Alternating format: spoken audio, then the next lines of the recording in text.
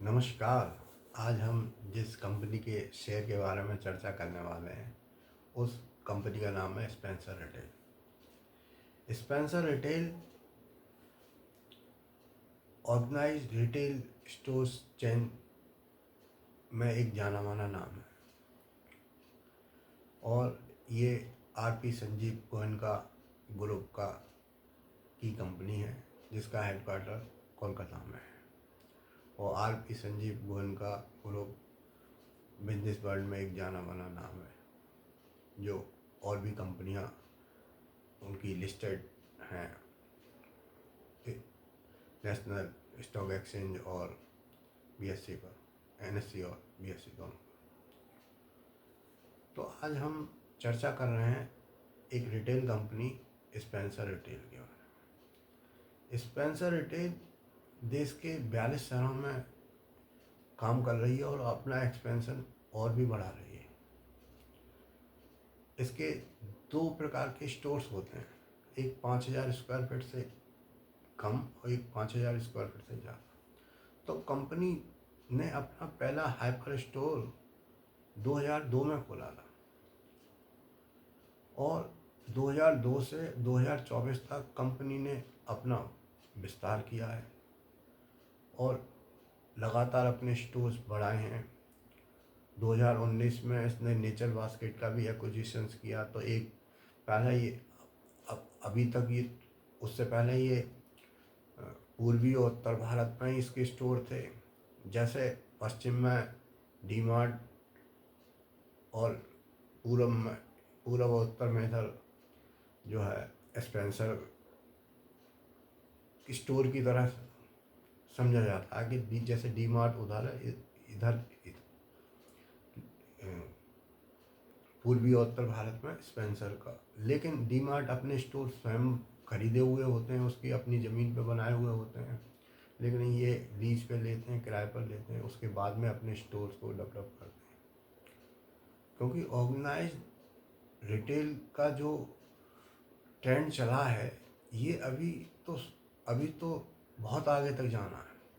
क्योंकि अभी भी हम छोटे दुकानदारों से ही खरीदते हैं, खुदरा व्यापार, खुदरा किराना स्टोर से ही सामान खरीदते हैं, स्टोर से खरीदते हैं। लेकिन जो आने वाली जनरेशन है, जो आने वाला जो जैसे जैसे इकोनॉमिक ग्रोथ करेगी वैसे वैसे ऑर्गेनाइज्ड रिटेल क्योंकि बड़े बड़े शहर हो गए हैं, दूर दूर रहते हैं, तो स्टोर्स पर महीने हफ्ते जब भी छुट्टी मिलती है वीकेंड पर जाते हैं और अपना पूरा सामान लेके आ जाते हैं।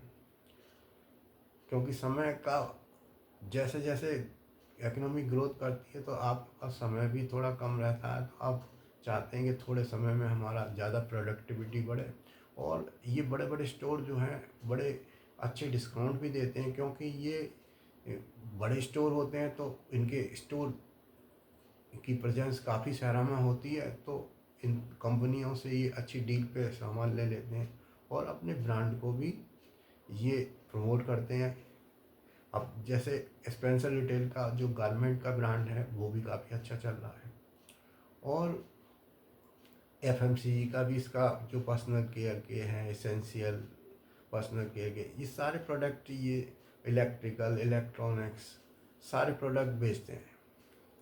तो ऑर्गेनाइज्ड रिटेल का जो बिजनेस है, अब इसमें उधार का तो काम होता नहीं, सारा काम नगद का होता है और इनको उधार में मिल जाता है।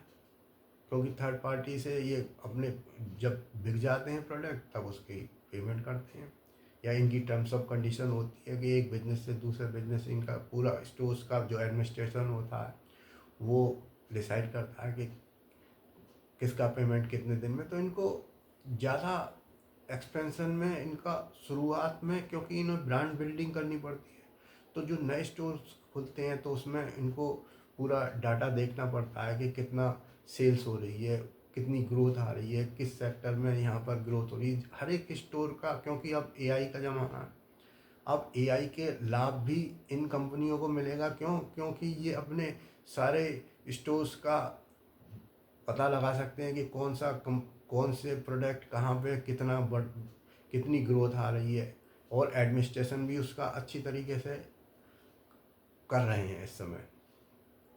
तो कंपनी अभी क्योंकि प्रॉफिटेबल नहीं है, प्रॉफिट में नहीं है, अभी जो है घाटे में ही चल रही। क्यों? क्योंकि कंपनी लगातार अपने 2002 से एक्सपेंशन करके कितना बड़ा ब्रांड बना लिया है। स्पेंसर रिटेल का जो ब्रांड है वो रिटेल सेक्टर में एक जाना माना नाम हो गया है, और कंपनी के पास में इतना बड़ा डाटाबेस हो गया है कि वो उसे ये मालूम है कि किस शहर के किस क्षेत्र में कौन से स्टोर पर क्या क्या ज़्यादा रेवेन्यू वाले जो स्टोर्स हैं उनको उनमें और ज़्यादा उनको प्रमोट किया जा रहा है, उनको उनको और अच्छा किया जा रहा है। तो और जिन क्षेत्रों में कम सेल्स हो रही है स्टोर्स में, वो अभी थोड़े दिनों पहले कुछ स्टोर्स कंपनी ने बंद भी किए थे, क्योंकि घाटे वाले थे, या फिर उनकी लीज पूरी हो गई थी। अब कोई लीज पूरी हो जाती है तो स्टोर्स के जो ऑनर होते हैं वो चाहते हैं कि भाई हमारा स्टोर और ज़्यादा कोई दूसरी, क्योंकि इस्टेब्लिश हो जाते हैं स्टोर तो नाम चल जाता है, तो एक बार फिर जो है, तो अगर ज़्यादा उतना प्रॉफिट नहीं होता है तो कंपनी अपने स्टोर्स को, अगर उन्हें लगता है कि कंपनी अगर ज़्यादा प्रॉफिट हो रहा है तो चलाते हैं, क्योंकि ब्रांड तो अब इस्टेब्लिश हो गया है।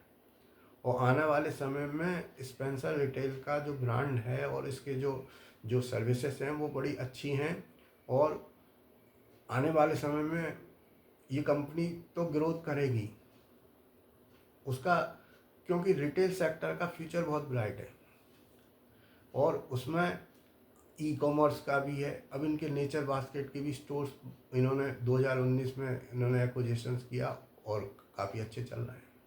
तो उसकी प्रेजेंस इन्होंने पश्चिमी भारत में और अभी तक पूरे भारत में अब ये अपना एक्सपेंशन कर रहे हैं। आने वाले समय में भी, अभी एक थोड़े दिनों पहले इंटरव्यू आया था आरपी संजीव गोयनका ग्रुप के चेयरमैन संजीव गोयनका जी का, तो उनसे पूछा गया कि आप रिटेल के बिजनेस को बढ़ाने के लिए, इसका एक्सपेंशन करने के लिए आप क्या आने वाले समय में क्या है, तो उन्होंने कहा कि भाई ये अब रिटेल का बिजनेस तो हमारा बहुत अच्छा चल रहा है, हम घाटा भी लगातार हम कम करते चले आ रहे हैं स्टोर्स, और जितने भी स्टोर्स हैं अब आने वाले समय में, क्योंकि स्टोर्स को शुरुआत में जब खोलते हैं तो उसमें एक्सपेंडिचर भी ज़्यादा होता है, इंफ्रास्ट्रक्चर भी ज़्यादा लगाना पड़ता है, ब्रांड बिल्डिंग बनानी पड़ती है, बहुत बहुत एक्सपेंडिचर तो शुरुआत में होता ही है। लेकिन जब एक बार इस्टेब्लिश हो जाता है तो फिर उतना खर्चा एक्सपेंशन एक्सपेंशन जैसे जैसे होता है, जैसे जैसे सेल्स बढ़ती है, वैसे वैसे कंपनी की ग्रोथ भी बढ़ती है और शेयर होल्डर को अच्छा रिटर्न भी मिलता है। तो उनसे पूछा गया कि आखिर कैसे बढ़ेगा, तो उन्होंने कहा कि अब एक्सपेंशन में ज़्यादा पैसा तो लगाना नहीं पड़ेगा। क्यों? क्योंकि थर्ड पार्टी होता है, सब माल खरीदते हैं, उसके बाद में जो है, और आने वाले समय में एक्सपेंशन। तो उनसे पूछा गया कि ब्रेक इवन कंपनी कितने दिनों में हो जाएगी, तो उन्होंने बताया कि अगले 2 साल में कंपनी जो है ब्रेक इवन हो जाएगी। और जब कंपनी ब्रेक इवन हो जाएगी तो शेयर होल्डर को सबसे ज़्यादा लाभ तभी होता है जब कंपनी ब्रेक इवन हो जाती है, यानी कि प्रॉफिट में आ जाती है।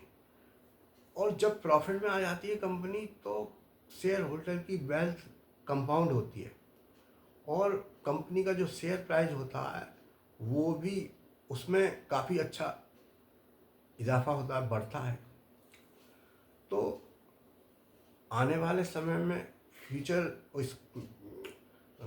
फ्यूचर तो ब्राइट है इसका। क्यों?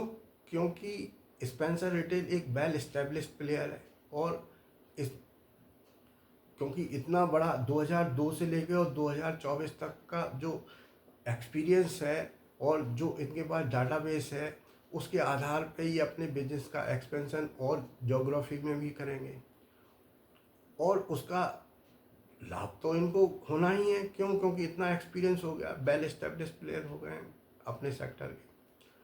तो धीरे धीरे कंपनी जो है अपने घाटे को भी कम कर रही है, और आने वाले समय में जैसा कि संजीव गोयनका जी ने बताया कि कंपनी जो है अगले 2 साल में ब्रेक इवन हो जाती है तो शेयर होल्डर की वेल्थ तो कंपाउंड होनी ही है। अब जो कंपनी का जो शेयर प्राइस आज चल रहा है वो 88 रुपये के करीब चल रहा है, जो कि 5 दिसंबर 2024 को NSE और BSE पे क्लोज हुआ, और 73 रुपये 55 पैसे इसका 50 वीक लो है। हो सकता है ये अपने 50 वीक लो को भी तोड़ के थोड़ा और लो बनाए, और या फिर यहीं से बाउंस बैक हो सकता है। और कंपनी का जो 50 वीक हाई है वो 139 रुपये के करीब है। तो कंपनी आने वाले समय में क्योंकि इनकी जो वैल्यूशंस होती है वो इनकी सेल्स के आधार पर होती है, और रिटेल का बिजनेस नगद का व्यापार होता है, उधार का तो इसमें कोई काम होता नहीं है। और कंपनियां अच्छे अच्छे डिस्काउंट देती हैं और अच्छे अच्छे डिस्काउंट कंपनियों से लेती हैं, उसके आधार पर इनकी प्रॉफिटेबिलिटी बढ़ती है, और कंपनी जो है ग्रोथ करती है कंपनी, और कंपनी शेयर होल्डर को रिवार्ड देती है। तो कंपनी का जो शेयर प्राइस इस समय चल रहा है, अगर घाटे को आने वाले क्वार्टर के रिजल्ट जो आते हैं उसमें अगर धीरे धीरे कम करती है और प्रॉफिटेबिलिटी की तरफ बढ़ती है कंपनी, क्योंकि 2 साल कंपनी ब्रेक इवन में आ जाती है तो कंपनी के शेयर होल्डर की वेल्थ की कंपाउंडिंग बड़ी अच्छी होती है। तो कंपनी क्योंकि रिटेल सेक्टर में, और रिटेल सेक्टर का फ्यूचर ब्राइट है, क्योंकि जैसे जैसे GDP और बढ़ेगी और ग्रोथ बढ़ेगी और पर कैपिटा इनकम भी बढ़ेगी, तो लोगों का जो खरीदने का जो ट्रेंड चल रहा है, जो लोग बड़े बड़े शॉपिंग मॉल्स में जाते हैं, स्टोर्स से खरीदते हैं, तो ये तो आने वाले समय में रिटेल का सेक्टर का फ्यूचर ब्राइट है। और क्योंकि ये रिटेल सेक्टर की ही कंपनी है तो इसका भी फ्यूचर ब्राइट ही लग रहा है, जिस हिसाब से संजीव गोयनका जी जो प्रमोटर हैं कंपनी के वो बता रहे हैं ग्रुप पे। तो आने वाले दिनों में कैसा इसका परफॉर्मेंस रहती है इसके बारे में हम आगे भी चर्चा करते रहेंगे। आज की चर्चा हम यहीं समाप्त करते हैं, और अगर आपको मेरा वीडियो अच्छा लगे तो कृपया लाइक करें, शेयर करें, कमेंट करें और सब्सक्राइब भी करें। और आप सब्सक्राइब नहीं कर रहे हैं, थोड़े कम हो रहे हैं, लेकिन आप वीडियो देख रहे हैं, आपका बहुत बहुत धन्यवाद। आज का वीडियो हम यहीं समाप्त करते हैं, और कोई भी मेरा ये वीडियो एजुकेशनल पर्पज़ के लिए है, और कोई भी वित्तीय निवेश करने से पहले अपने फाइनेंशियल एडवाइज़र से कंसल्ट करने के बाद में ही कोई निवेश का निर्णय लें। मैं और मेरा चैनल किसी भी लाभ या हानि के लिए जिम्मेदार नहीं हुआ। कंपनी क्योंकि एक अच्छे ग्रुप की कंपनी है, और पिछले लगभग 20-22 साल से कंपनी अपने कार्य को बढ़ा रही है और लगातार ग्रोथ के पाथ पर है, और कंपनी 2 साल में अगर ब्रेक इवन हो जाती है तो कंपनी के शेयर होल्डर को भी अच्छा रिवार्ड मिलने के चांसेस है। आपने हमारा वीडियो देखा, आपका धन्यवाद।